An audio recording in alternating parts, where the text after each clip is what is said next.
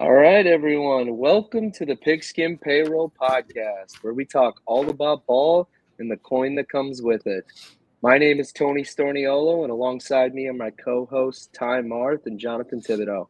I didn't want to go on the whole spiel of starting off this podcast because we had a lot to talk about today, and that would just take up too much time.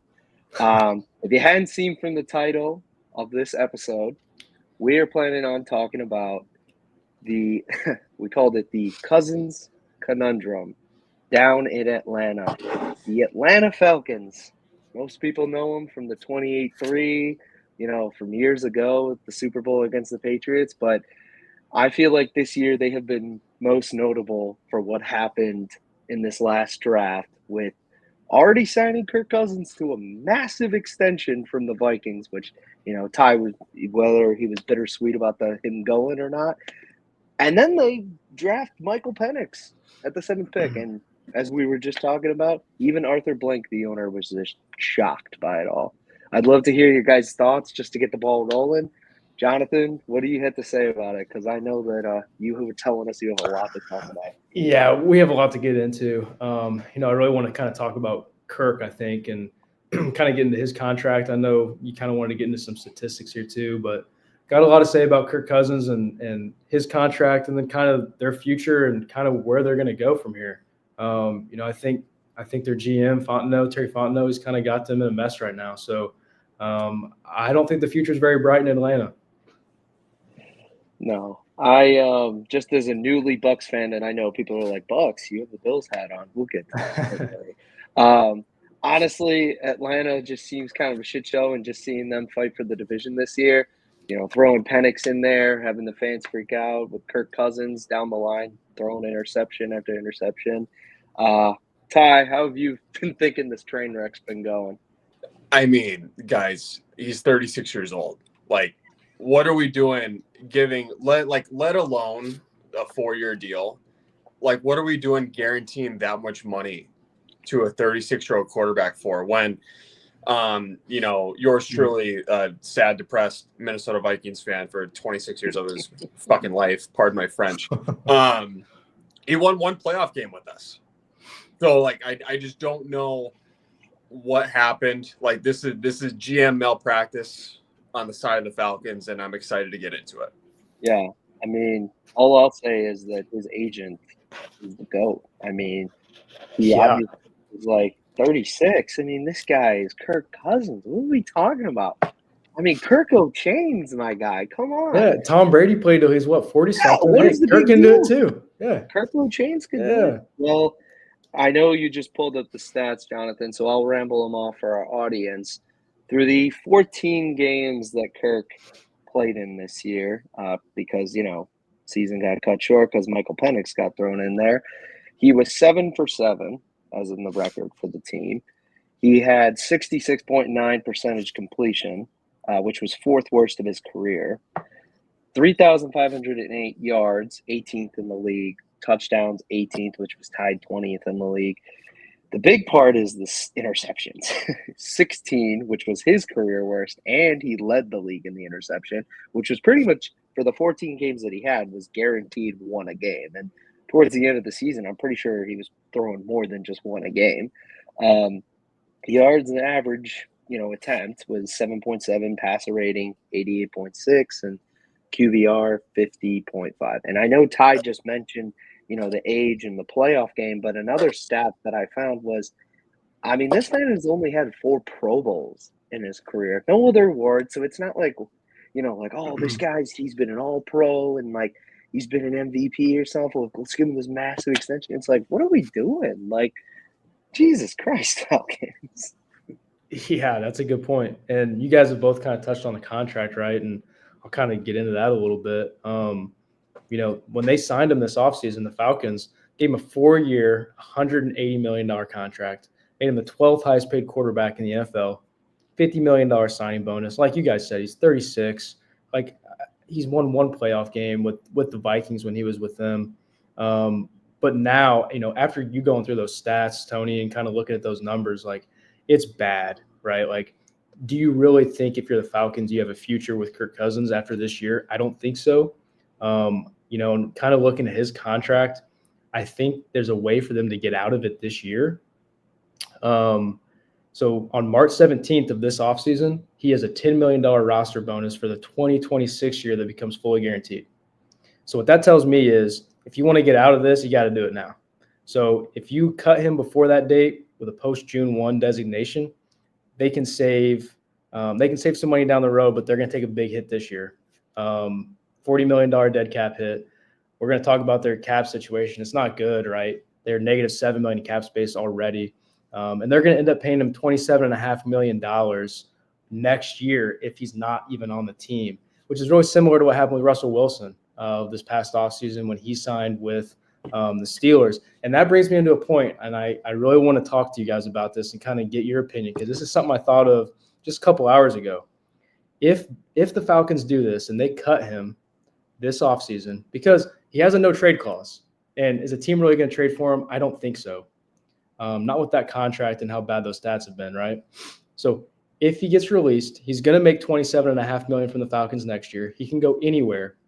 Why don't the Vikings bring him back 1 year, $1.25 million? He's the backup for McCarthy. Why not? Ty's shaking his head. No, why not? I think it's a great fit. Get him back there with O'Connell. I love this. I think it's a great fit. Then you can let Sam Darnold walk. He can go sign his big deal free agency. You get Cousins for 1 year, $1.25 million. I think that's a great deal. This is amazing. Johnathan, I didn't know we were drinking during the podcast tonight. Thanks for the heads up. I have been saying this for years. He has stolen so much taxpayer money from the great people of the state of Minnesota. There's absolutely no way in hell that we want him around JJ McCarthy. So you don't like that idea at all? That's no, so and cheap. I hate it even more because it's coming from a delusional Bears fan. It's so cheap, though. I think it'd be a good fit for him. Where did he have the most success in his career? Where was he at the longest? Okay, fair enough. I don't know, man. I love this. I think it makes a lot of sense. You're a madman, but either way, you know. I would just rather have the Falcons be in cap hell, and then I'm just watching from the side.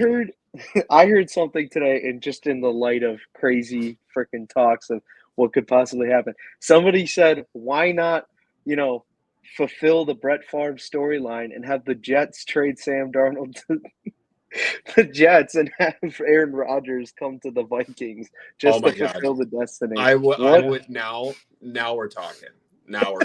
So you'd rather Aaron Rodgers? I would love. And he's not gonna be for $1.25 million. That's fine. You're gonna be paying him. That's fine. Just for the sake of history repeating itself, give it to me. That's fine. Yeah.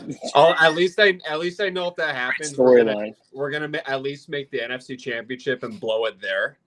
Like that. That's fine. That's fine. True. I'll be all in. Writers would be so happy. Dude, Kirk Rodgers thrown to Jettis would be the absolute best. Oh boy, we'd have so much swagger on that team. Get Devontae Adams somehow traded there too. Or no Devontae. No. Devontae's not allowed. You got Devontae, Jordan Addison, Hawkinson. You got freaking Justin Jefferson. Oh my Absolutely God. Not. Oh, that was an interesting scenario. I like where you're thinking is that, I mean, they're a team. I mean, let's think about it, right? Like, what's your option for a backup? Like, Daniel Jones is there. He's probably not going to be too expensive to bring him back. There might be some teams out there that are looking to bring him in potentially to compete. And then the other option is bringing Sam Darnold back, but I think he could potentially get a deal, 37.5 million a year plus. He's walking. So it doesn't make sense to spend your money on that, right? Like, you have a rookie quarterback on a rookie deal. You need to build around him. You have a lot of cap space. Put that money somewhere else, not into the backup quarterback, and then get a guy who's already getting paid $28 million a year from another team to be your backup, and he knows the system. I think it makes a lot of sense. He knows the stadium too. He knows the currency too. He knows what their checks. He knows what they look like because he's got a lot of them. Oh my God! Is Chase Daniel still retired? Can he come out? He's a legendary backup quarterback, Chase Daniel, for a low friendly price. as far as just reverting back to the Falcons, they also obviously got a quarterback, like we were saying. Not McCarthy with the Vikings and everything. Oh, somebody mute themselves. We are not going to deal with those mic issues today. What was that? I think that's your papers, Johnathan. Yeah, it's no I'm big terrible deal. about that. It's fine. I got you, I bro. just feel like we're comfortable now. We just talk about mic issues. But yeah, Penix was drafted same time McCarthy. Vikings got their own issues, but this year Michael Penix was just that backup lurking. And like Johnathan was saying, Terry Fontenot pretty much kind of went rogue, right? You said like he just made the decision, and now they got him. They've been able to have him play a little bit this season. Came in a few times, but he did start 3 games. Went 1 for 2 down the stretch. Completion percentage 58.1, yards 775, 3 touchdowns, 3 interceptions.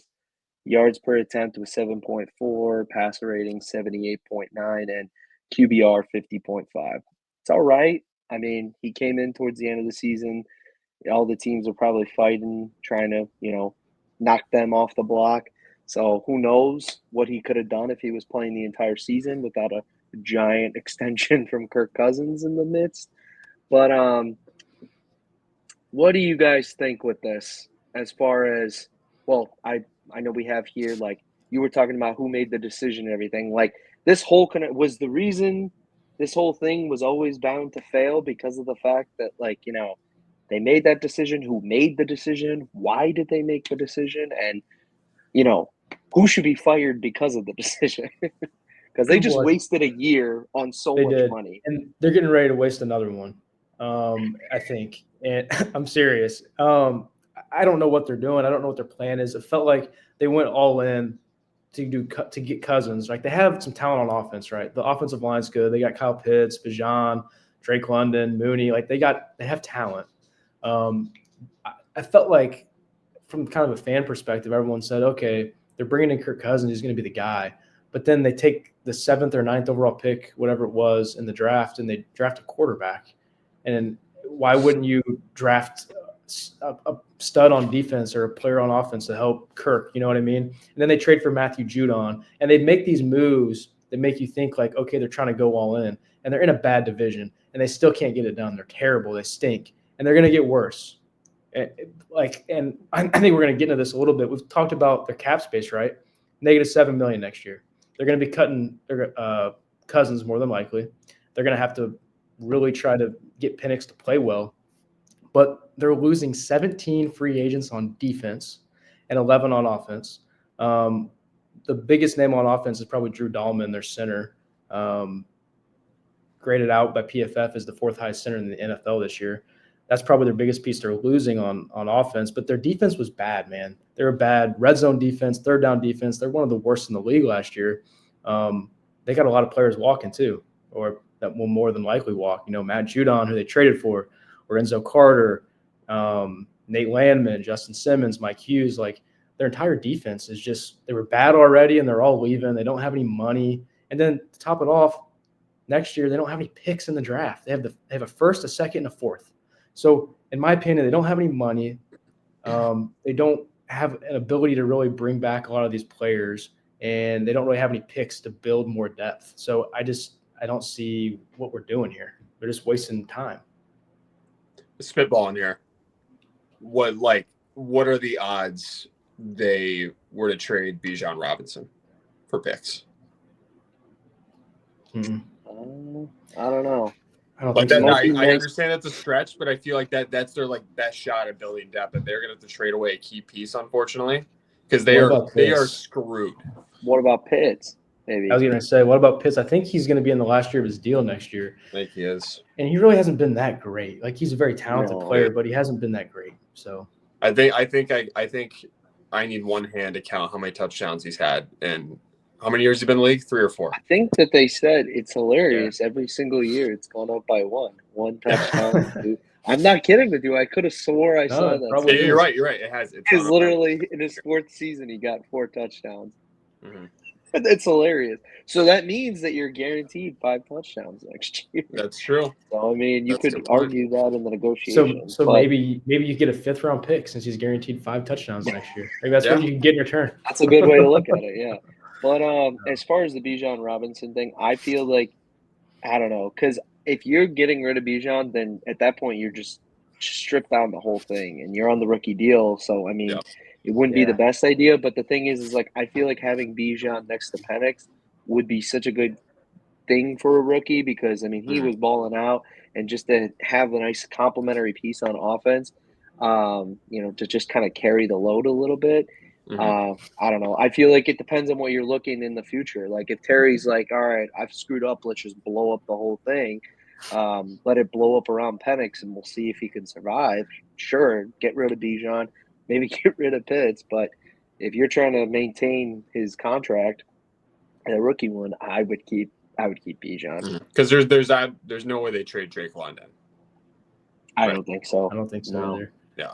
I mean, I think those are the building blocks, right? Like those. Well, three guys what are that they make going to them. build? And what What is being built? They have, I don't know. But here's the starting spot. I think the way you build it is you tear it down. So I think it's time to restart. I'm serious. I think there's four guys. There's 4 guys I've got here written down. They don't have any money, right? They're negative $7 million, so they've got to make some. They've got to find some money, right?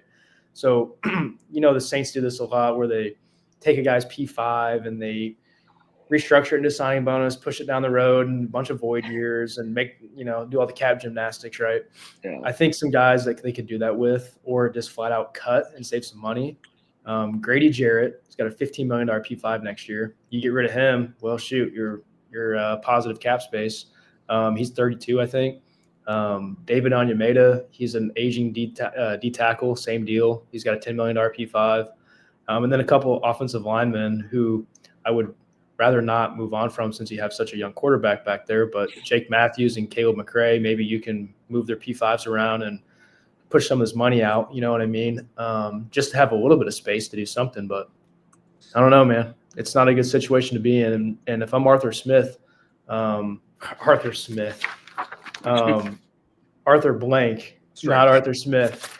Arthur Blank. If I'm Arthur Blank, man, I feel like Arthur Smith is done with the Falcons. He's gone. He's gone. That situation. I know. But no memory there. Good for you, Tibbs. I know. But no, hey, they're both Arthur. But if I'm Arthur Blank, man, you got to sit here and be like, is this team going anywhere? I don't think so. I think I'm firing everyone and restarting. Like that's what I think. But I think is this going to come blow up in our face a year from now? Like, do I need to place a Super Bowl future on the Falcons? Hey, you can cut this and replay it in a year. Expose me if I'm wrong. You know what I mean? But I just feel like, man, this is time. I am looking at I got the Falcons pulled up on Spot Track right now. I probably should be on Over the Cap, but right now I'm on Spot Track. Jake Matthews, dude, he's 30. He's about to be 33 years old. Been in the league 10 years. His cap hit for 2025.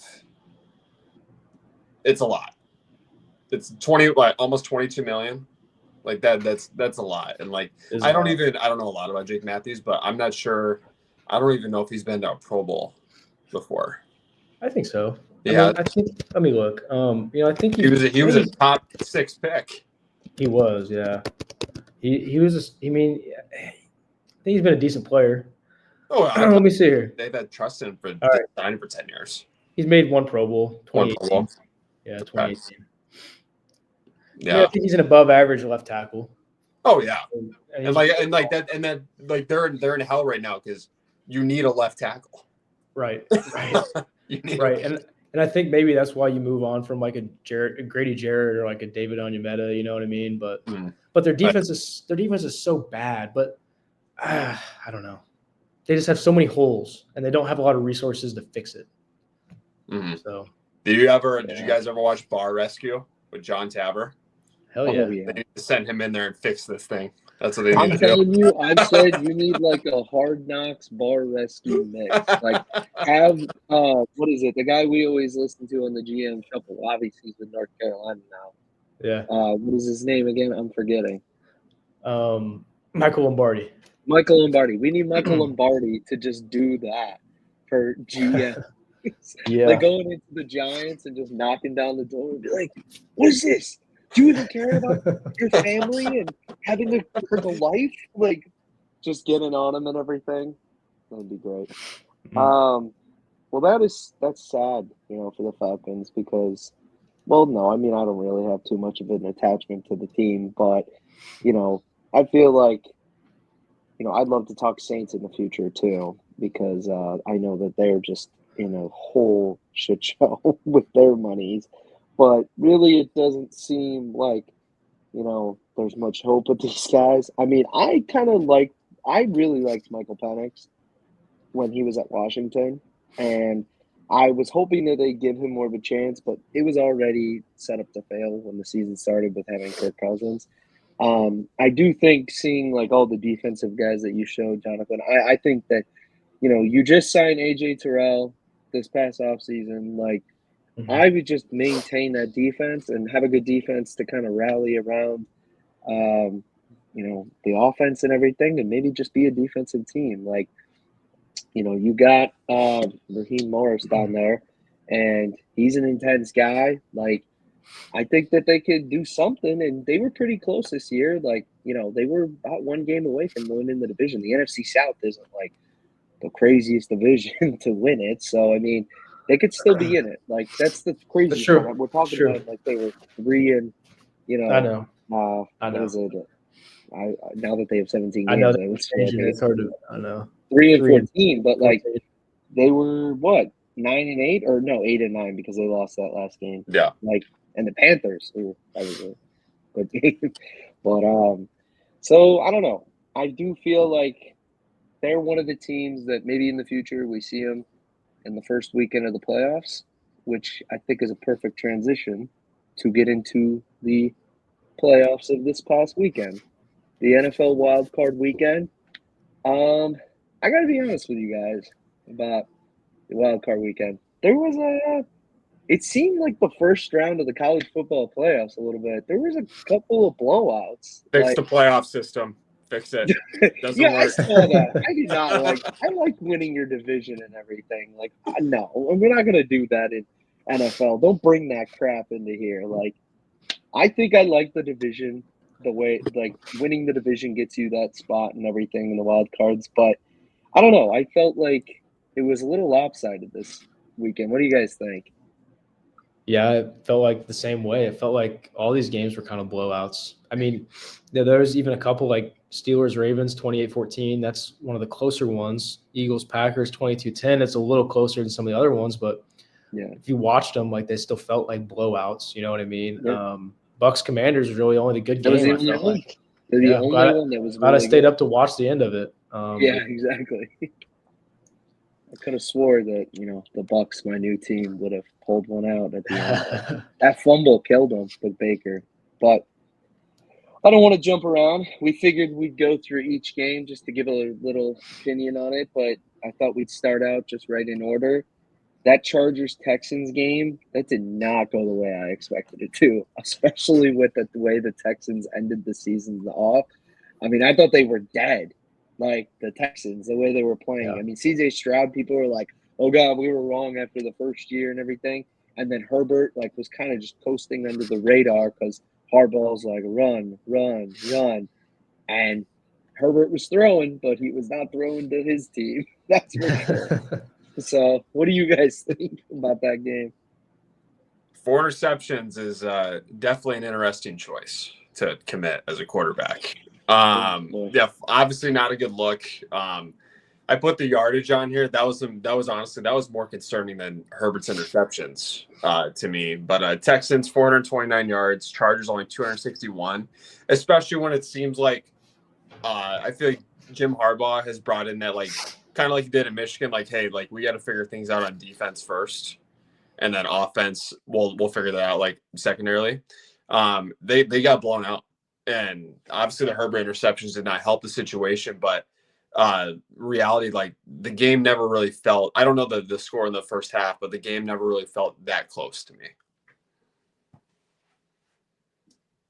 Yeah, I didn't watch the game personally, but I just felt like when I saw the score, I did not expect it to be that drastic. You know what I mean? I think if Herbert doesn't throw 4 picks, they probably have a chance to win that one. But yeah, like you guys said, didn't see that one coming. Yeah, I mean, I kind of thought that the game, at least in the first half, was pretty close. I mean, after halftime, it was still 10-6. So, like, I think it was just a runaway train at the second half. And I'm with you, Jonathan. I watched most of the first half of it, but then I kind of tuned back into the second. And I was like, hold up. Like, I thought this game was going to be kind of one of the closer ones, because, they were both going on to most likely play the Chiefs. But it was kind of shocking because, I mean, J.J. Stroud found a stride at the perfect time. But Herbert, I mean, let's be real here. Like, Herbert was not really in the spotlight this year because it was all Harbaugh, and so I don't know, maybe a little concerning moving forward if they're going to kind of operate the way they have this year, and that's how you go in the playoffs. I mean, last year, I think it was last year when they played the Jags, they also no, it wasn't the Jags. The Jags are the ones that they beat. I apologize. It was that big comeback that they had. But still, like, they didn't produce last year, and now they got Harbaugh, and who knows? Harbaugh might make new decisions. Maybe Harbaugh is just like, hey, Vikings, you don't want JJ? Come on over here. No, I'm kidding. You could take Herbert, Vikings. There you go. That's another fun scenario. The gaslighting this episode is outrageous. I know. We're just giving you so much shit. Well, anyway, another game, and you had actually mentioned it, Jonathan, that I genuinely was super excited for this one because really I kind of was like, this rivalry is always good. And I've actually said it to you in the past, Jonathan, that to me, this is like the new Bears-Packers ever since the 2000s. Because let's be real, like, just because we won at the end of this season, like, oh wow, it's a rivalry again. It hasn't been much of one the last 10 years. But the Steelers-Ravens have always been awesome. And yes, I knew Lamar's awesome. And like obviously he's gonna tear it up this season with Derrick Henry too. But like I kind of every time they play, I always expect like, at least a close defensive battle. But that was not the case here. Like no, and from the beginning, man, like I watched that game from the beginning. The Ravens, man, they ran all over the Steelers. Like the first drive, and I think the game plan from the Steelers looked like they were trying to take away Derrick Henry and like, hey, we're gonna make Lamar throw it. We're going to make Lamar run, and I wouldn't want to make Lamar run. That's what they did. They didn't contain him, and he had some great runs on that first drive of the game. And then Derrick Henry ended up getting hot later on, and man, they ran all over him. Defense, Steelers defense was terrible. They tried stopping Henry because I think either Ty or you put it here, his stats were crazy. They were great. They were great. It looked like Lamar and Henry were playing recess out there. Yeah, like that's so sad. Henry, 186 yards, 2 TDs. This was a game. This one never felt close. No. I believe the Ravens went up 21-0 at one point in the first half, I think. Once again, like, was super excited for this game. Like, they talk about like this is always a rivalry. It's always competitive, considering like the teams that they both had in the past. The Ravens, they look like they're on fire. Maybe we'll do this later in the episode, but they might be my favorite pick right now. But we'll see if history repeats itself. Usually when you make them have to pass the ball, like, it all crumbles down. But as long as their running game works, I don't know if anybody can stop them right now. You picked the Bills. You're gonna have to stick with Bills Mafia. No, I'm kidding. You got your own. You want to take your own? Go right ahead. Go ahead. Just a quick thing to add on to that game. Post-game press conference.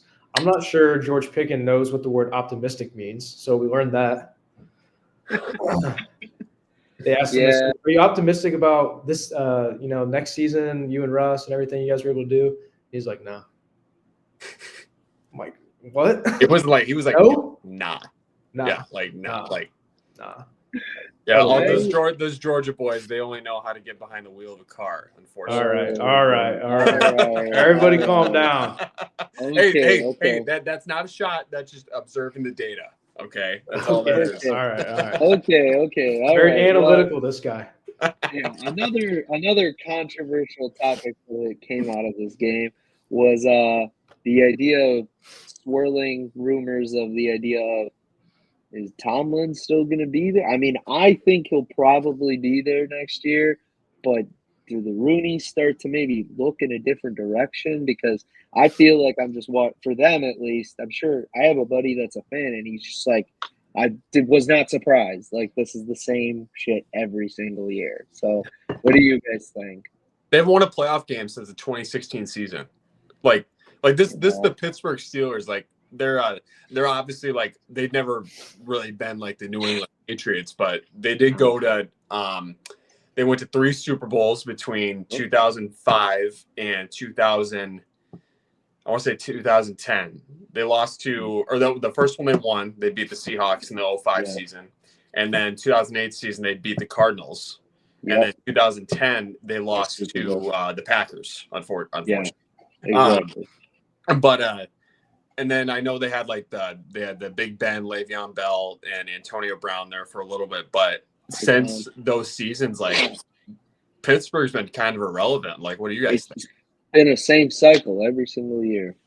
Yeah, it kind of has been. I mean, I do think there is something to say about Tomlin having a winning record every year, but at the same time, you're not winning playoff games, and it's almost like being okay with mediocrity to an extent. It seems like, and I don't want to call him mediocre because I think he's a great coach. I really do. Like, I would love if he was like the coach of the Chicago Bears, like that would not make me upset at all. Way to set the bar, Johnathan. Is this your you have no idea, brother. Please get on. You have no idea what Tony and I have been through. Since Lovie Smith, it's never been right. It's just never been. It's since Lovie Smith, man. But no, I mean, I don't think he's going anywhere personally. I don't think so. I think that not that you say mediocrity, and like I don't know, like I don't even know if I can even put it that way, because it's like they make the playoffs and you can they get winning seasons, but it's like it almost feels as though that's like the bar and that's it. Like once they get there, it's kind of just like they fold. Like I don't know, like I get it, it's the Ravens and they played amazing, but this is still a division rival, and like to have some pride in that rivalry, like go and slaughter the beast and literally just be like, we beat them. And even if you lose in the divisional round to the Chiefs, I don't think anyone's going to ding you that much. Like, I think people will be like, well, let's be real here. But like, I know Ty was saying like how long it has been since they won a playoff game. The Browns have won a playoff game before you did since the time you won. Like I just saw it the other day. Didn't they beat them in the playoffs? I think the Browns beat the Steelers in the playoffs. Browns beat the Steelers. Oh yeah, the Browns beat the Steelers that year with Baker. Yeah. So I don't know. I mean, if the Roonies are okay with the way things are, like that's fine. But like at a certain point, you start to think like, is it better to have hope every year and then just kind of get booted right off, or maybe rebuilding? Here's another way to think about it. We brought up Lovie Smith. I did a little bit ago. Lovie Smith took us to a Super Bowl, and we lost. And then a couple years later, he goes 8-8, and they fired him. And we have never had a good head coach since. Do you really want to give up on Mike Tomlin? Like, do you really want to move on? You know how hard it is to get a good head coach? Like, there are teams that can't find one. The Bears can't figure it out. There's a lot of teams that can't ever figure it out. Do you really want to move on? I don't think I would. I get that. Johnathan, speaking from the standpoint of a purgatory in the other direction, I get it. Yeah.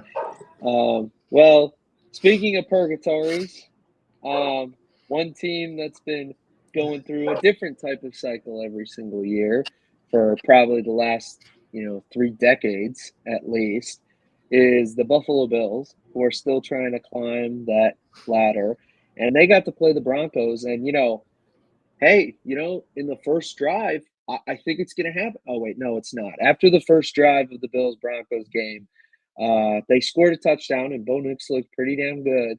but I think the game kind of just ended right after that. I think the Broncos were like, all right, we did what we came here to do. We looked pretty good. And go ahead, guys, take it from here, because that was kind of how the game went. What do you think? I love the narrative that we have when and like this is just how fandom works for the NFL, or just sports in general. Like the Broncos scored first. Oh my God! Oh, they could do it. They could do it, and then like purgatory from there. Like, no, like, hey guys, this is still the Buffalo Bills in Buffalo that they're playing. Like Josh Allen's obviously an MVP candidate. Keep it short and sweet. Bills are still my pick. Thank you for the reminder, Tony. And the Bills and Ravens, it better be absolute cinema this weekend. It's going to be. I think next week's the best playoff game of the playoffs. By far. It's Bills Ravens, man. That's the only one I'm excited to watch. I really hope it doesn't disappoint. I really hope. Yeah. I think it's going to be a good game, man. I really do. Yeah. Do we know where it's at? I think it's in Buffalo. It's in Buffalo. Okay. Yeah, and it's going to snow, too. Oh, heck yeah. It's going to snow. Dude. They're saying you're going to get Lamar Jackson, Derrick Henry, and you're going to get snowed up Josh Allen. Like, this is a Clash of the Titans game, and I'm excited as hell. But, in this game at least, the Bills-Broncos won. Going back to that, the yards were astronomical on the other side. Bills had 471 yards. Broncos had 224. And yes, the Bills obviously are going in the right direction, but I'd love to talk about the Broncos. I know we said here, yeah, they had the drive, but let's be real here. Bo Nix had a great season, and I'm happy for the guy, because I think people were giving him shit when he came to the league, like, oh, this old man on a walker coming into the Broncos, what is he going to do? He killed it this year, man. Like, at some point, people were like, forget Jaden Daniels, who we'll get to. They were like, no, this kid's a baller. What do you guys think? Yeah, absolutely, dude. I was about to just say, I think we need to give the Broncos some credit, because I think the expectations going into the season, just from like the media, was, yeah, these guys are going to be a bottom 5 team, right? I think that was kind of the expectation, like, around the NFL and the media, but that was not the case. It was the furthest thing from it. I think what they did with that team and that roster, and what Sean Payton was able to get out of a lot of those players this season, man, like, it's awesome, and I think the future is really bright with them. I think they're going to continue to grow and continue to develop, and they got Bo on that rookie contract. He's only going to get better, and they're going to have some more cap flexibility. Now they're climbing out of that Russell Wilson contract. They're going to have some more room, and man, I think the future is bright for them. So I got a question for you guys. How many head coaches have the Broncos gone through since they won that Super Bowl with Peyton Manning in the 2015 season? I'm gonna say Vic Fangio, my guy. So that's one. And then who was the quarterback coach for Aaron Rodgers, offensive coordinator? He was there for a couple of years. He's back in the Jets. What's his name, Ty? Matthew Hackett. Hackett. So that's 2. Nathaniel Hackett, my bad. Nathaniel Hackett, yeah. And you said since when? Since Peyton Manning? 2015. Super Bowl in 2015. Oh, that's been 10 years. So I'm gonna say Sean 5 Payton. or 6. So I'm gonna I don't know. I'm spacing some, so I'm gonna say at least 6. Yeah, 5 or 6. Sean Payton is the 5th head coach. Yeah, there it is. 2015. Yeah, right. So who are the 2 we're missing? So I've got let's see here. This is Gary Kubiak. So he won the Super Bowl, then they fired him the next year. Okay. And then Vance Joseph. Oh yeah. After that, then Vic Fangio, then Nathaniel Hackett, and now Sean Payton. When was John Fox there? Was John Fox there before that? Yes, he was before Kubiak. Okay. Yeah. Okay. So good. clearly exceeded expectations. This season was the first time they made the playoffs since that Super Bowl. So exactly. I would, if I were a Broncos fan, I would have my head held high and have very high expectations for the future. So excited for them. I mean, I like the Broncos. Like, when they were good, and, they've had plenty of years where they've just been suffering. Ever since the Super Bowl, it's just been a huge drop-off. But, I like, their team, and, I like Bo Nix, man. Like, that kid, I saw the one game against the Raiders where he was, getting up in the face, and he had, them wild eyes. Like he loves to play, and he seems like a veteran. And it's like this guy's a rookie. First of all, he looks like a veteran. Let's just be real here. But like also like he acts like one too. He just has that calmness, and I'm excited to see what they do in the future. But another guy that is definitely starting to get into his rhythm, or so we thought, is Jordan Love with the Packers. And the Packers versus Eagles game this weekend. I know I'm rubbing dirt because I'm a Bears fan, and seeing the Packers lose, always love that. But the Eagles kind of, not beat the heck out of them, but they beat them 22-10. But, my favorite part about this game was when A.J. Brown was reading his book on the sidelines. You always got to get those 10 pages in during a day, man. Can't stop because there's a big game. What do you guys think about this game? I would be very concerned if I was an Eagles fan right now. To me, anyway, I think the Eagles were provided many opportunities to like kind of put this game away. If I'm not mistaken, the Packers had 4 turnovers. Jordan Love was obviously his interceptions were bad that he was throwing, and the Eagles still they couldn't put it away. Don't get me wrong, their rushing game is great right now, but like guys, we've been watching football long enough, obviously, that like the playoffs, you got to be able to do everything. Like it doesn't matter. So, and the Packers had more yards than the Eagles, and it was in Philadelphia. Yeah. So don't get me wrong, like the Packers are not a bad team, but just considering the amount of opportunities that they gave the Eagles, I think this game should have been a blowout. But the Eagles they couldn't put it away right away. No, I 100% agree, Ty. I feel like the Eagles had every opportunity to seal that thing early. And then, the Packers, man, they played well, like you said. And, they just had 4 turnovers. Jordan Love had some terrible throws. I think a couple of them were, turnovers in the red zone even. So, like, you can't have that out of a guy that you're paying as a top 3 quarterback in the NFL. You know what I mean? You in these moments, he's got to go win you those games, and he lost them that game. So, I think hopefully he continues to grow. Hopefully this isn't, as a Bears fan, I don't want to say that, but, hopefully if they are in the playoffs, that this doesn't happen for him again, right? If you're the Packers, you're hoping he really does grow from that, and that this isn't going to repeat itself in the future. It's not going to be a trend, but, big moment. He needs to show up, and he didn't. Yeah, it was I'll be honest for you, Johnathan, as a Bears fan, it was happy to see. Usually the Packers are the ones beating the teams like this and these seeding positions, but honestly, yeah, I agree with you. It was the turnover battle, and regardless of those yards and everything, that's probably what did them in. I did see that, as far as the Eagles, I did see here that Eagles went 2 for 11 on 3rd down. I mean, I agree with you, Ty. Like, if you got A.J. Brown reading books on the sidelines, because, I don't know if he's bored. I don't know if he's pissed off.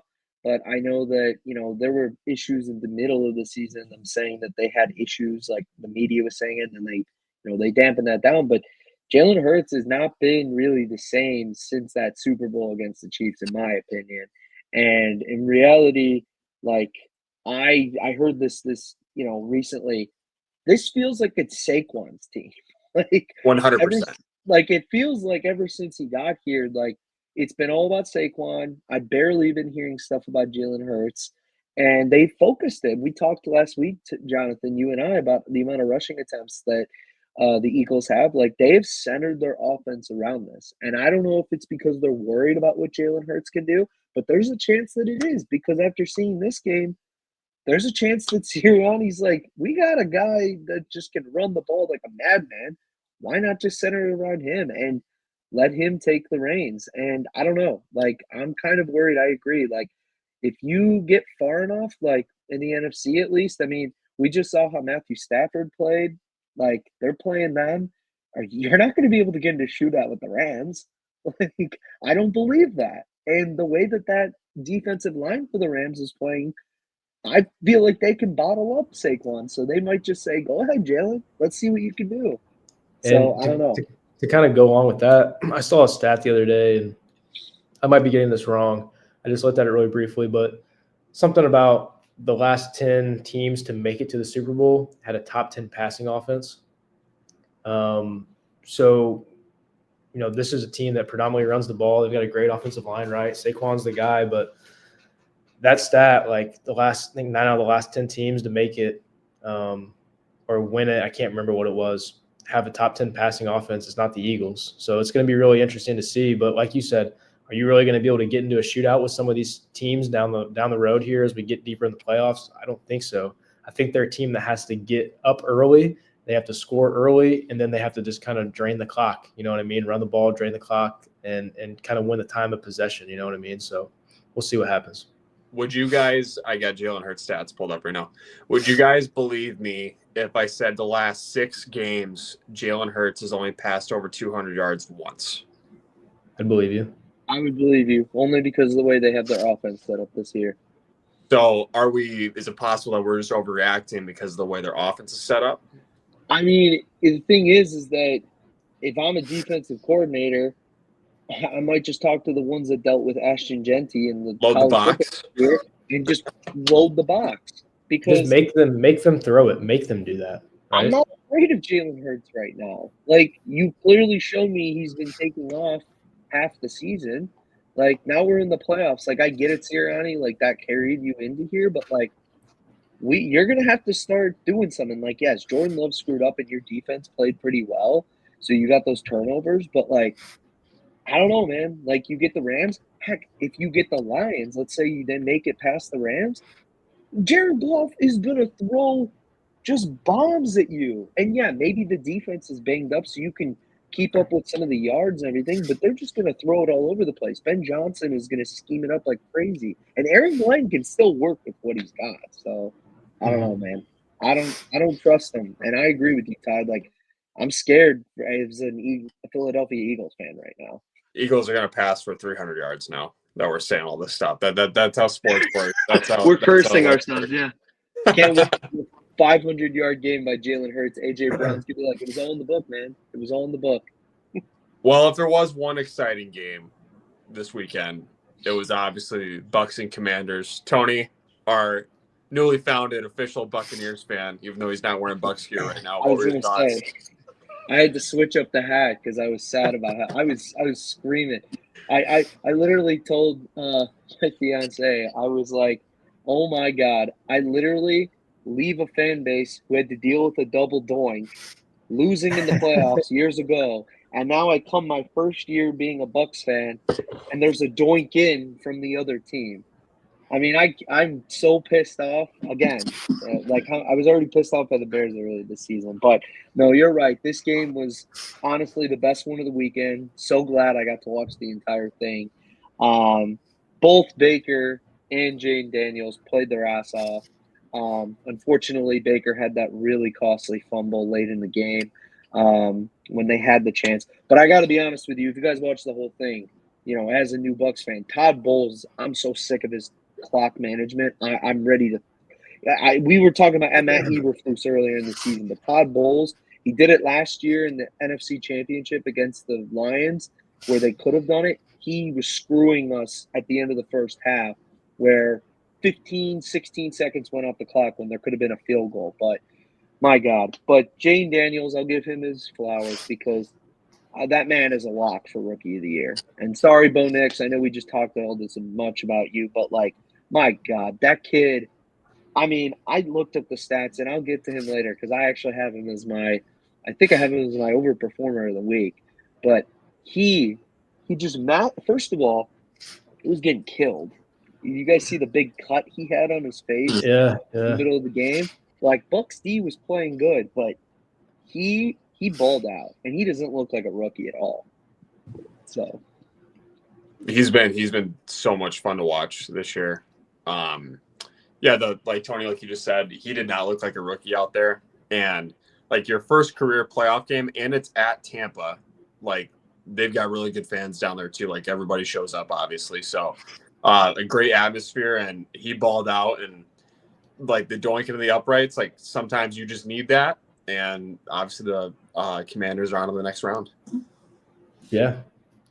I don't really have anything to add on this one. You guys ready to get to Vikings Rams? Well, hold on. I know we had one thing before we get to it. Okay. Somebody put, what does the future look like for Mike Evans? Yeah, that's right. I think it looks great. I don't know why you guys put that. No, I'm sorry. I put that. Well, like, he's a what free agent. do you sign him to? The way he's playing. Oh, well, I mean, the way he's playing, you just give him all the money, man. Oh my God, he's gonna be the Merrick. I can See, I'm already a Bucs fan. Yeah. No, but yeah, seriously, congrats to him on the 1,000 year. But yeah, no, let's get to the other game. I was fucking with you guys. But yeah, the one game, and I'm sure Ty has plenty to say about this because we've all had plenty to say about this. That was honestly very disappointing because we kind of thought it would go the other way, and honestly, I really wanted to see after our last episode talking all about Vikings and Sam Darnold, rejuvenation, of Sam Darnold. Like, all right, lost to one of the best teams in the league. Let's pick ourselves back up and let's go beat the Rams, beat their ass on Monday night. Well, the Rams had different plans, and they didn't care what the spread looked like. They didn't care that they weren't at home field, which there were a lot of Vikings fans at that game, so it didn't even feel like it was a home game for them at all, almost like a home game for the Vikings. And they got clobbered, the Vikings did, 27-9. This game was over after potentially the first quarter, honestly. Well, no, they were close, but it felt like it, at least. Ty, I'd love to hear what you got to say, bud. I hurt myself today. Sorry. Definitely did not play that on purpose. Tony, I knew that game was over after we went 3-and-out after the Rams scored. Because the way I don't know if you guys watched the whole game, their first drive, they were averaging like 10 to 15 yards a play. And they went right down the field. And I know they script plays, especially their first drive in the NFL. But the 3-and-out was the most concerned I was the entire season. You do not respond that way, especially you mentioned, the game was in Arizona. There was not really home field advantage there. There was a ton of Vikings fans there. To go 3-and-out, and not only to go 3-and-out in that game, to go 3-and-out the way we played last week against the Lions. So I knew it was over right there. Of course, my Vikings friends say I was overreacting when I was lighting up the group chat with what the hell is Sam Darnold playing like this? We ran our first play of the game. We ran zone to the right for a -1 yard loss. They just did and this is our scripted drive. We have Justin Jefferson, and we're gonna script zone to the short side of the field to the right side. So I don't know, not my jurisdiction. I'm not an NFL head coach, obviously, but no, that after that 3-and-out, it was over. I'm sure we'll probably talk about that, controversial shovel pass, and I quote from Sam Bradford, or Jesus Christ, not Sam Bradford. Oh my God, we're throwing, dude. This is my brain is in a throwback press. episode. Yeah, Ty's out of condition. I know. This is what happened with Matthew Stafford. Jesus, they rhyme. But the Rams, maybe just because they're playing the Vikings, they looked like a Super Bowl team, and they obviously have Super Bowl experience on that team. Yep. Good news is, out of all this, without a doubt in my mind, Sam Bradford. Oh my God, dude! I about did it again. Sam Bradford's making a comeback. Sam Darnold. Hey, God, I will say I'm pretty sure Sam Bradford never officially retired. Really?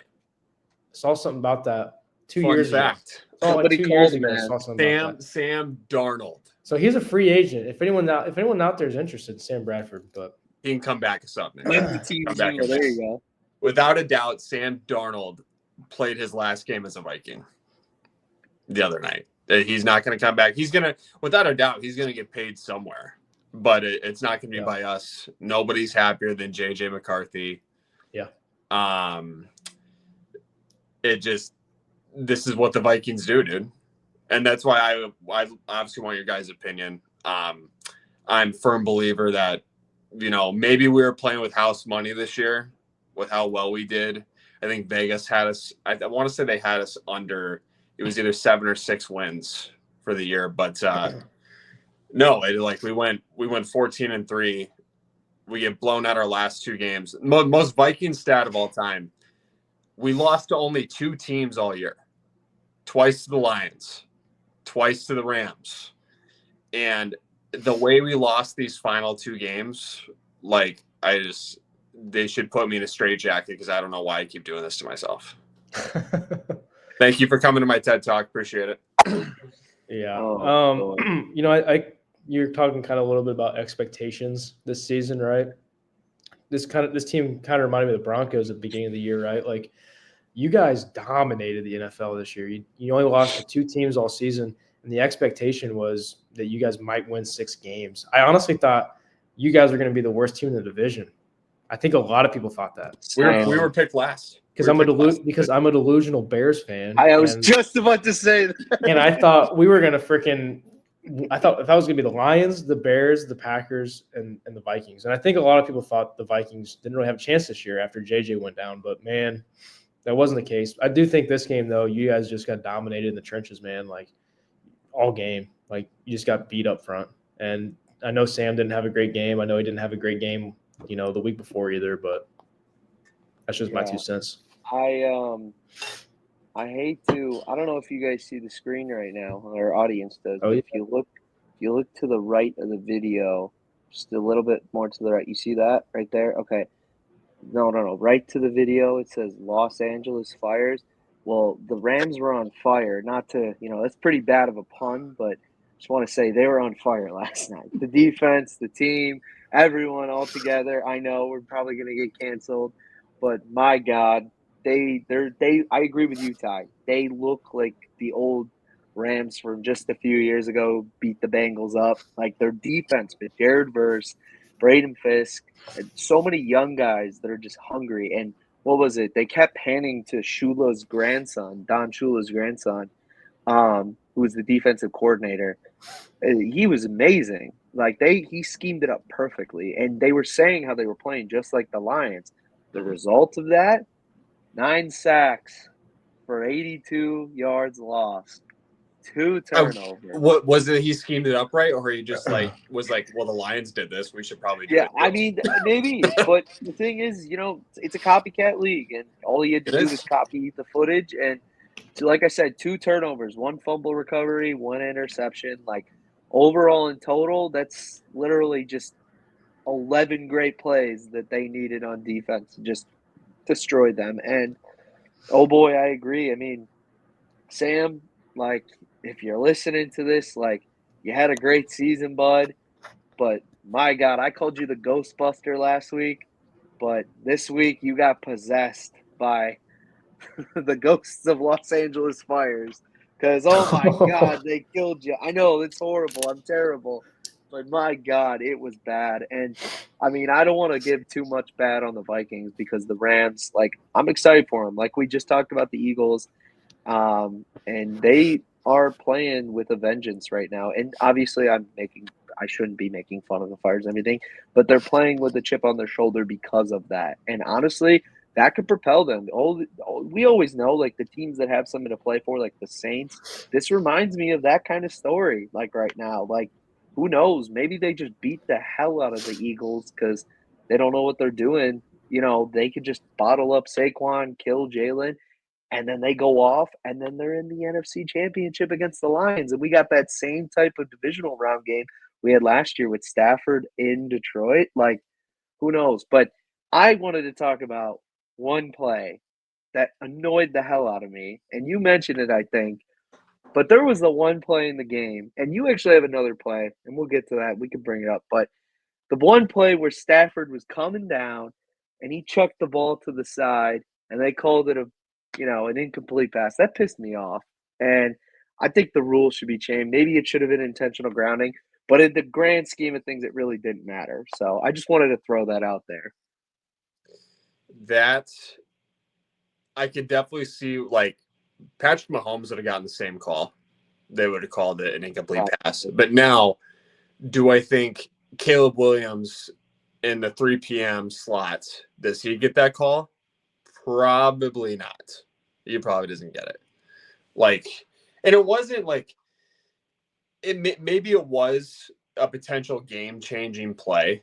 Like, I don't really think so. And the whole thing that people are saying, like, the NFL is out to screw the Vikings because they want the fire narrative for, Los Angeles to go on a run. Like, no, they beat our ass. Whether all these fires were happening or not, that would not have changed a thing. They beat us. And the only fire was under their asses that night. That's for sure. Tibbs, I apologize. Can you go back to the clip I sent you?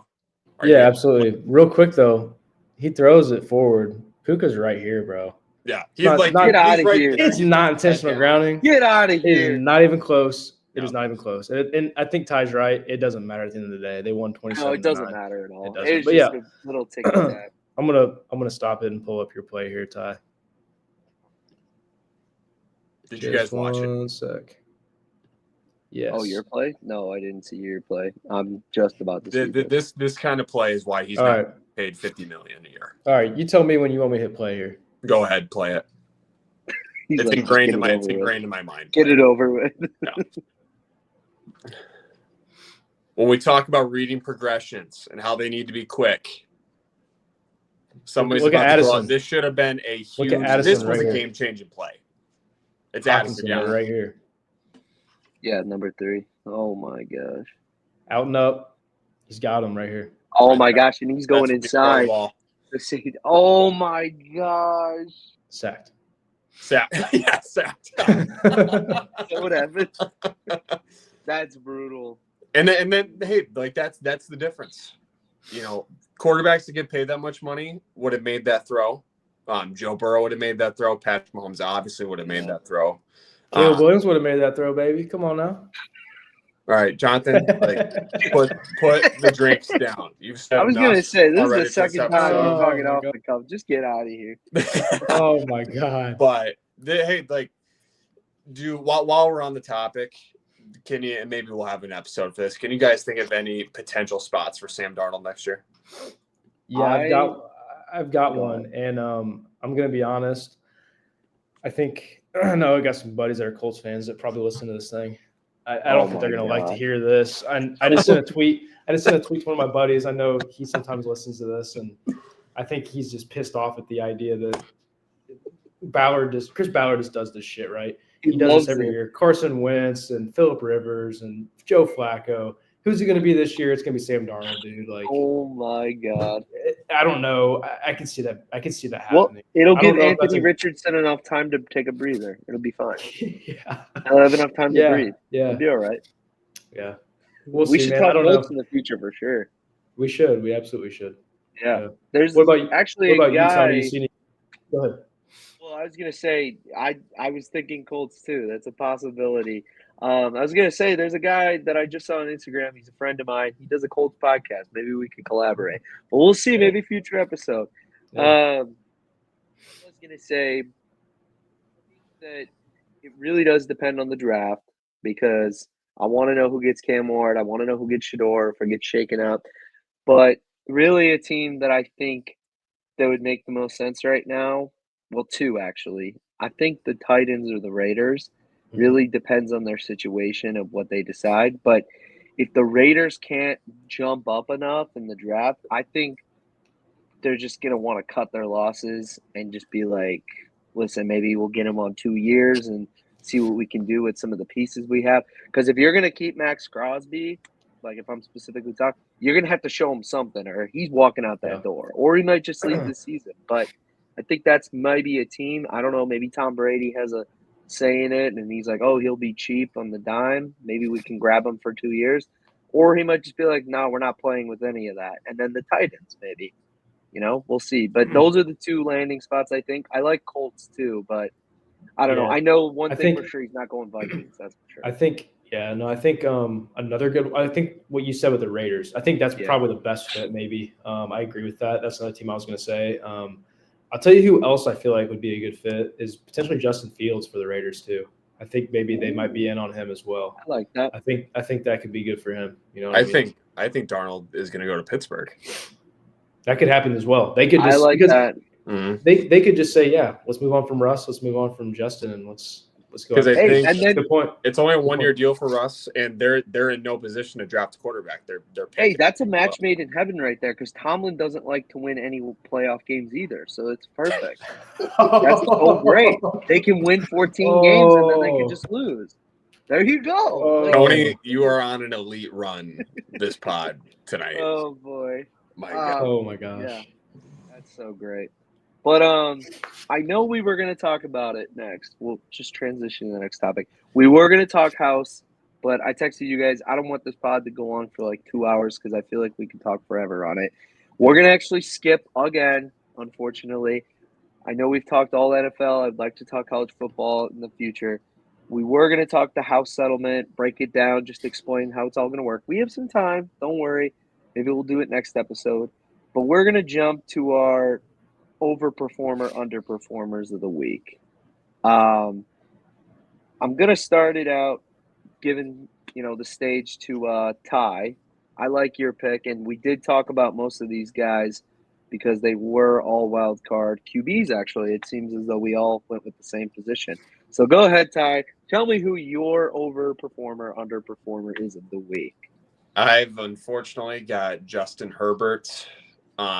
With the amount of money he's making, it's one thing to obviously like lose in a playoff game, but to lose and throw 4 interceptions in a playoff game, and correct me if I'm wrong, I don't think he's won a playoff game yet in his career, because I think his only other playoff game was the legendary comeback by the Jags, which I was at. How are you? Yeah. And yeah, for that kind of showing, and don't get me wrong, like the Chargers exceeded expectations this year, but when you're getting paid that much money, like you cannot play that way. So Justin Herbert, congratulations. You are my underperformer of the week. Yeah. I mean, I don't know. Like, I've heard so much hype about this guy ever since he's entered the league. And, like, yeah, he's had some good seasons and he's had some good battles with Patrick Mahomes in the division. But to be completely honest with you, I don't know, man. Like, I just don't feel it with him. Like, yes, he's been a good quarterback, but some analysts and some people that talk about him talk to him like he's basically going to be on the same level as Josh Allen competing with Patrick Mahomes in the AFC. And I just don't feel that. Like, if they were to win this week and they were going to play the Chiefs, I would have been like, oh, what a legendary battle. I've been like, yeah, all right, Chargers are losing. Like, he doesn't give me, and yes, obviously with Harbaugh now, you got more of a run-focused game. But I just, even before then, I just didn't feel it with him. I don't know. Do you feel the same way, Johnathan? Or I don't know. I mean, I actually kind of like Herbert. This year I think he had 23 touchdowns, 3 picks during the regular season. So I think this was just a bad game. And like, you got to have a guy that's going to show up in the moments. You know what I mean? And he didn't do that. The expectation is he throws 4 touchdowns and 0 interceptions. You know what I mean? And he didn't get it done, but I still feel good about him if I'm the Chargers. Like, that's my quarterback. Like, I'm not thinking about moving on. Like, I'm committed to him and I'm moving forward with him. I like Herbert personally, but I think it was just a bad game, and it happens. Yeah, I don't think they should move on. I do think he's good, but for me, I feel like Bo Nix is what Justin Herbert, and yeah, Justin Herbert had a pretty good early season, like his rookie too, but I feel like Bo Nix might exceed it. Who knows? We'll see. Those 2 Oregon guys. Oregon's pumping out some good quarterbacks, I'll say that. But I came up with, for my overperformer of the week, the guy that I think really just has shined this year and even now is just continuing to shine, and that was Jaden Daniels for the Washington Commanders. As I said before, this guy better win Rookie of the Year. I don't know who the heck. Maybe Bo Nix, we thought at one point, but right after this weekend, he cemented it. Like, it's over. As far as the stats this year, 12-5, which I'm pretty sure nobody thought the Command. I mean, maybe some people thought, oh, maybe they could get a wild card, spot at like 9-8 or 10 games, but I didn't think anyone thought 12 games, and even some of those were pretty damn close this season. Completion percentage 69%, yards 3,568, which was 16th in the league, so kind of middle of the pack. 25 touchdowns, tied 10th in the league. Only 9 interceptions, 7.4 yards per attempt, passer rating of 100.1, a QBR of 70.5, which was 4th in the league. And just against the Bucs this weekend, because I mentioned like how well he played against them, he was 24 for 35, 268 yards, 2 touchdowns, 7.7 yards per attempt. But he was chucking bombs to Terry McLaurin in that game. And his passer rating was 110.2. How will he do against Detroit, guys? Like, I'm excited to see that game. Probably bet the over. Yeah. I think he's going to have a great game. And I think there's one guy on this team that is fired up, and it's Terry McLaurin. You just mentioned him, right? Like, he has never had a franchise quarterback in his career. He's never won a playoff game in his career until last week, right? Oh, my gosh. I think that guy is fired up more than anybody. And I think they will – yeah, Ty said bet the over. I think he's right. Like, I think they are going to go to town against the Lions. That defense is beat up. I think it's going to be a high-scoring game both sides. But, yeah. I'm happy for Terry McLaurin, man. Redskins' first playoff win since 2005. Oh, my God. Well, I'm sorry, sir. They're not called the Redskins. They are the Washington Commanders. Pardon my French. Also formerly known as the Washington football team and formerly known as the Washington term I shall not say to get us canceled. First playoff win in Commanders history. How about that? Ooh.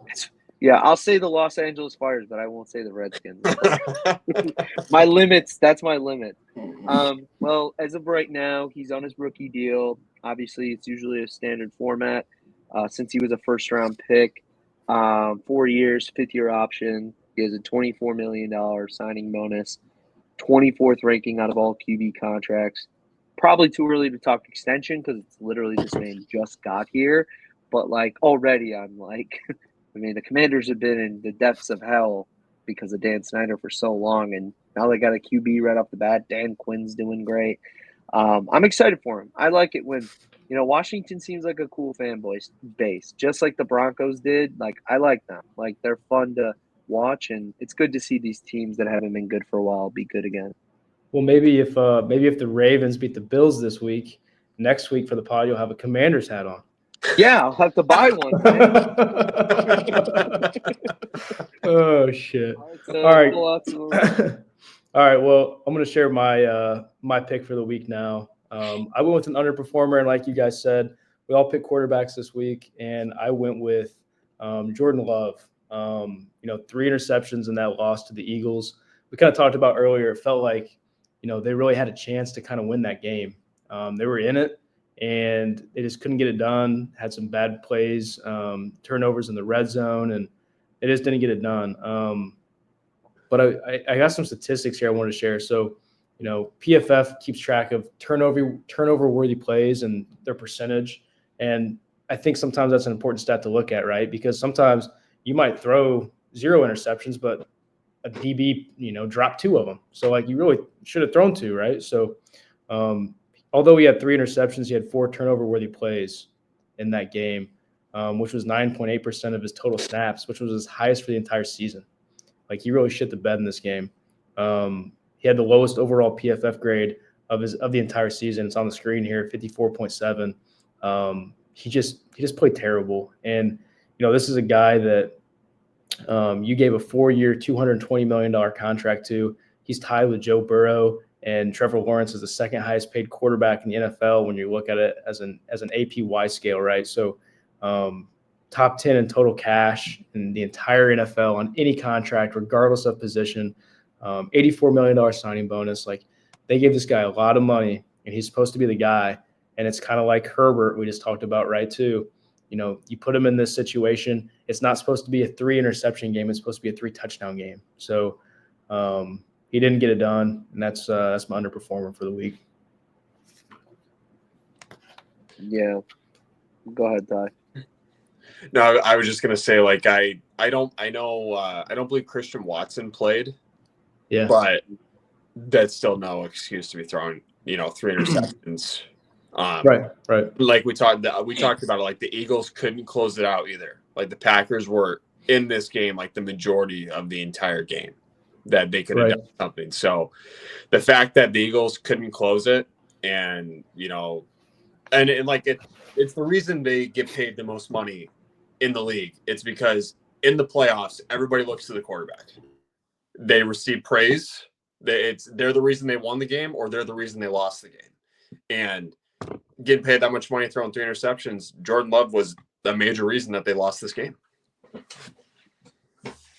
Yeah, it's I'm not going to shed too many tears, for the Packers, because they were already bragging at the fact that they did it 3 times in a row. I'm sure, but it was not a good performance for him. And yeah, he's a young guy, and they got a young team. There's already been reports of like, oh, is Matt, LaFleur, like, should he be on the hot seat and everything? They're a good team, but if he keeps playing like this, it's just not gonna be sustainable for the team, and I don't know. Well, based off of history, technically the Packers are going to win the Super Bowl next year. Oh yeah, okay, all right. Another thing to add. Hold the horses. Another thing to add.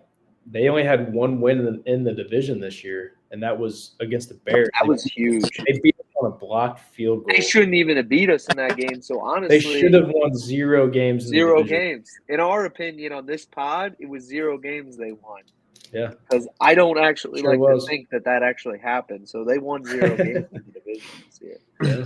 But those are overperformer and underperformers of the week. That's the end of the podcast. Oh, hold on. Time out. We'd be doing I'm sorry, guys. We need at least 5 more minutes. We would be doing injustice if we did not talk about this game going on Monday night. And guys, I got to be honest with you. My friends believe that you guys have to make an apology about my Notre Dame pick and the way you guys talked about it when I first announced it. So, just saying. I still at Ohio State. I'm not apologizing for anything. Yeah, I'm sorry, Johnathan. Who'd you pick again? NIU is about to be the national champion. Johnathan's like, and good. that makes This me is great. so happy. We're about to be a national championship. I don't remember what I said about Notre Dame. Probably something along the lines of you can't lose to NIU and win the Natty. So I apologize. I hope they do win the Natty. I hope NIU can claim that they're national championships after. You can lose to NIU because NIU clearly is the best team in the country. So Absolutely. Clearly you can lose to them because they're amazing. So I'm not apologizing for anything because I got Ohio State as my pick. So there's a better chance of, honestly, at this point, I feel like the way that they're playing is exactly how I predicted, that they would play with their hair on fire after that Michigan loss. And that's exactly what they're doing. Like, they're killing the game, and I'm genuinely thinking that Ohio State pulls it out. I like Marcus Freeman now. Like, I think it'll be a fun game. I haven't looked at the line, but I imagine Ohio State is favored. Yeah. I think they are by Ohio 8.5. I think it's 8.5 points. I think so. I think it's quite a bit. Yep. 8.5. Wow. I don't like that. I don't like that. I'm taking Notre Dame with 8.5 all day long. I would take at least the spread, but yeah, I'll take the team with God on its side every day. Absolutely. Touchdown Jesus, baby. The NIU. Yeah, no, I'm taking NIU, obviously. Let's go NIU. Come on. Hey, by the way, if Notre Dame does win, we get a national championship too. NIU does. Like, that's just how it works. We're gonna hang the banner like UCF did back in 2017. Do you think there will be shows at Fatties? We're hanging the banner. Oh yeah. Beat the national champions in 2024. We're doing it. Absolutely. We'll convince them. But all right, I got one more thing, man. Since we're talking about college football, I saw this today, and it's a flashback. If you watched our very first official podcast, I just had to share this. Slook is going to JMU, guys. What? He's going to JMU. We talked about this in our first podcast, sitting out in the regular season, and just thought I'd share that cool little thing I saw today. So I put it on my story, and I did that. Oh, did you? Not on my bingo card. Him going to JMU. No, I did not expect that. But there you have it. It's such a holdout. I don't know about that, but maybe we could talk about that in the future. But anyway, as far as what we're thinking next week, this is the second episode in a row where I did not get the chance to or talk with you guys about the house settlement. That's fine. We've been talking primarily NFL. It is the playoffs. Sure we'll have more to talk about coming up for next week about the divisional round. I say we maybe talk Colts or Saints, one of those two potentially. And I'll try to get in the house settlement talks. But if you are listening to this, hopefully you already know where we're at. But our Instagram is at Pigskin Payroll. Our X is at Pigskin Payroll. YouTube, Spotify, Apple Podcasts is at the Pigskin Payroll Podcast. And we are at www.pigskinpayroll.com. Thanks, guys, for listening. We'll see you next week. Go Irish.